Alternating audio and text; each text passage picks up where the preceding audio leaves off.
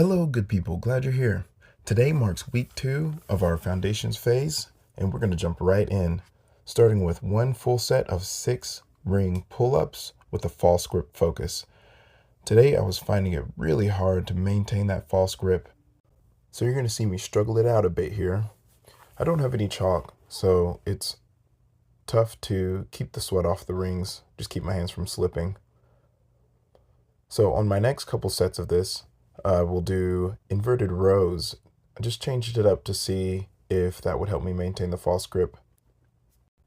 You know, I wish I could have my pull-up set up a little bit higher off the ground, considering I'm like 6'2", but this is what I've been blessed with, so we're going to work with it as best we can.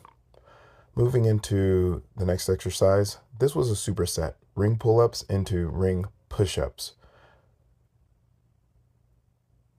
During this workout, I discovered that these two exercises also are pretty hard to pair together. So you'll see me in that third week change up the pairing and the ordering of the exercises. Every single workout that I do in this phase, I'm toward a workout structure that feels repeatable and can feasibly get me to my goals, even given my equipment limitations. So, question, why do ring push-ups? Well, you get a couple extra benefits over regular push-ups on the floor. Number one, it serves as a great litmus test for your ability to stabilize at the shoulder and keep an organized spine. You're going to find that it's much harder to maintain a neutral body while doing those push-ups. And number two, ring push-ups are much more scalable for anyone's skill level than floor push-ups. You can always lift the rings up and walk your feet forward and make it so that your body's angled closer to that vertical, which is way easier. And it takes the pressure off of your wrists as well. So if you've got trouble in that area or pain, carpal tunnel, anything like that, ring push-ups are much more comfortable for you to do pain-free. Now, you can see here I was struggling. This false grip thing is really throwing me for a loop. I even tried putting my feet on the doorway to make it even easier, but it was still hard to maintain. Something tells me that I've just got a real weakness in my forearm strength, like my ability to maintain that wrist flexion while straightening my arm out. So we're going to be working on that a lot more. And I think we're going to just move back to regular pull-ups in the false grip position since I'm not able to eke out any extra reps in the inverted rows. Okay, back to the push-ups. Quickly, you notice how the rings move out and away from my body as I travel through them.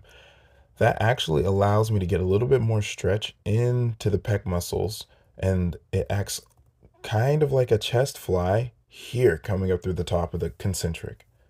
So we push and squeeze, pulling those rings together. Your pecs do the motion of bringing your arms in closer towards your body and also bringing your elbows up forward in front of your body. So we're making some adjustments to the rings here so that whenever I do the inverted rows, I think I was taking the load off, so I was making them higher. I'm not really sure. I don't remember. But we're really trying here. My main takeaway here is that I really need to invest in some chalk or chalk-like substance, because I don't know how much of this is my inability to maintain the false grip and how sweaty my hands are just slipping off of the rings. I feel humbled. I used to not let my students get chalk on these because I wanted them to run into that grip fatigue wall more often, but I can see it is very difficult to judge how much of the error is your grip strength and how much is a lack of friction. We are back on the push-ups again, and I'm noticing my overactive traps really taking over here. You can see it through the bottom there. Shoulders coming up towards the ears, and now I'm able to push them down, but whenever I'm under that tension and under load, they're out here trying to do the job of my pecs and triceps and stuff. Like, nah, y'all need to calm down. It's an indicator I need to do some soft tissue work, especially pre-workout, to kind of get them to settle down a bit. I notice I'm hitting an exaggerated depth on these push-ups. The only drawback I can see here is that at the bottom there, that biggest stretch, I'm actually hitting my anterior or my front delts that front shoulder muscle more than I would be hitting my chest or triceps, which is not the worst thing, but definitely kind of takes away a little bit from that exercise. Okay, now we're measuring out how far do I need to place my front foot for these Bulgarian split squats. I start from the bottom position with the foot on top of the bench or object, and then stand up from there. And wherever feels the best from that lunge position, I place my marker. Now, this is the warm-up set for the Bulgarians, and we're holding a 15-pounder on the inside hand and then a 25-pounder on the outside hand. We're going to go up in weight whenever we do our actual working set. But here, we're just warming the legs up, making sure we have good balance and everything. You know, I actually enjoy doing these with uneven weights, left to right hand. It gives an interesting balance challenge, and also later on, it's going to allow us to cross these up so I can hold one in a front rack and hold one in a hang position down by my side. Oh, by the way, just a note here. I forgot to mention at the top that this is another shortened workout because I ran out of time. So we're really just doing 2 supersets of exercises here. One major reason why it's good to do full body every workout is that sometimes you're going to run out of time, and you don't want to always end up running out of time, leaving out one specific movement pattern or body part. And that's how you get weaknesses. Full body every workout is, once again, not the most 100% scientifically proven optimal for muscle growth or maybe even for strength development, but it is the way that will allow you to be the most flexible, versatile, and consistent with your workouts, which are the most important things to consider. Okay, watch the form on these closely. Check out my hips. Poke and down. Watch this again, watch this again. Poke backwards and down. You always want to start with a small hip hinge before going straight down in these squat shapes. This gets the glutes involved in the squat, which not only makes them more powerful, but also makes your squat more stable. It protects your knee, and it allows your quads to do their job properly too. So here we go. Moving into the Bulgarian split squat working sets. I did 8 reps on these. I noticed definitely I need to go up in weight. Now we're going to find that my limiting factor in these types of squats is going to be my grip. There's a reason why back squats are everyone's favorite, because you can load those suckers way up without having to worry about anything in terms of holding the weight. On these, it all depends on how much weight you can hold with your hands. And it's important to be intentional about which leg you start working with when you're doing single leg work.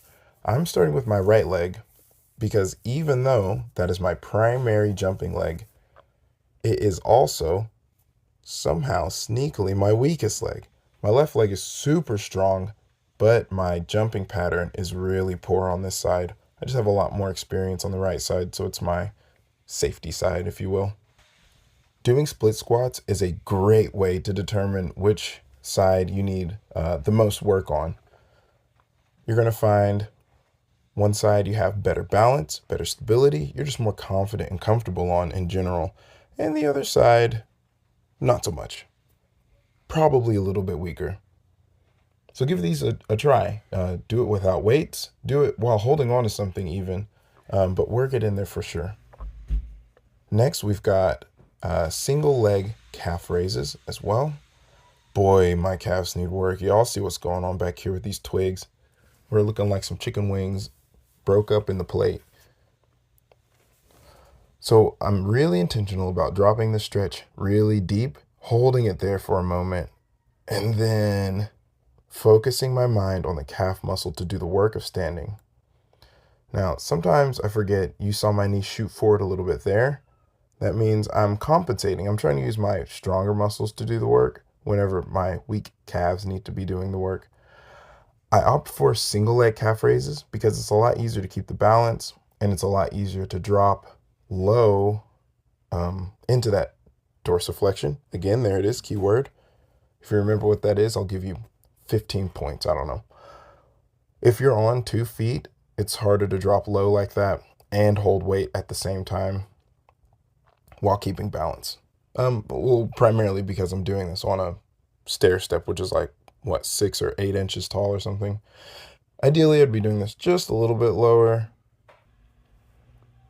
All right, now moving on to the left side. Now, for these, I was getting a little confused. I actually need to start with my left side and um, do my right side as my strong side for these. My right calf muscles are a little overworked, a little over tight, a little too strong. And they're actually bigger than my left side too. It's weird. Wearing joggers is weird. Anyway, um, still dropping low here. I was finding it really hard to keep the towel in position actually. One problem I was having, I was sliding backwards because I was dropping so low off the stair. So controlling that's going to be an ongoing challenge. Maybe I'll find something a little bit lower to do these on. I don't want to because I like having that deep range of motion, but we'll figure it out in time. I'm only doing 12 reps and I'm trying not to use weight at all. And I'm trying not to use my hands for balance at all. And those are really hard. I've got weak calves. Back to Bulgarian split squats, our bread and butter leg exercise here. Working set looks like, what is that? 10s and 5s? Is that 32.5 pounds? I learned the other day that those little dumbbell handles I have, I think are around 4 pounds. I'm going to just count them as 5 because it makes math a lot easier. Those little twisties that go on there add a little bit too. Um, I used to count them as 2.5 pounds because I just wasn't sure. I was just using my hands to weigh out a 2.5 plate and then those bars to see how much they are. But I think they're technically like 5 pounds or 4 or 5. I'm glad to see that these look pretty consistent, but a lot of that is due to marking my position in the beginning. That first step really sets the tone for the rest of these going forward. As long as you boop, poke back, and then go straight down, every rep is going to look exactly the same.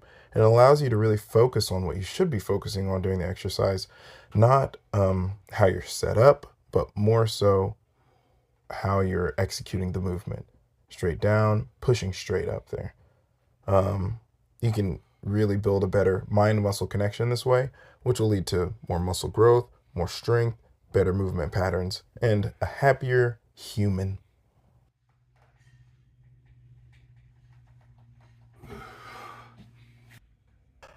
I think I might have skipped filming some sets of this workout, or maybe I just didn't do them. I think I just skipped filming them. But we're rounding it out near the end here. Just working on those calf raises. They're looking pretty good on this left side. The first few reps always do, and then they go to Trashville. That's when I start using my opposite leg to help on the last couple reps. And then I take the help away and try to perform just the eccentric, which you guys should know what that means by now. Just perform the eccentric portion with the original foot under load.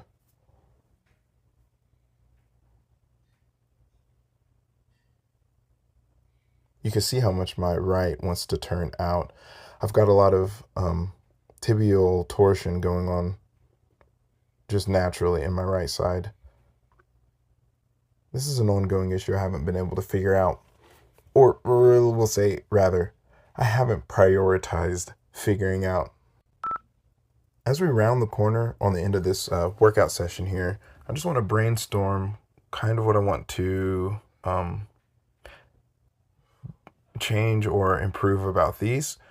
Well, first of all, it kind of takes a while to make one of these, and I've noticed that I'm getting faster and faster at it as I kind of understand the process a little bit more.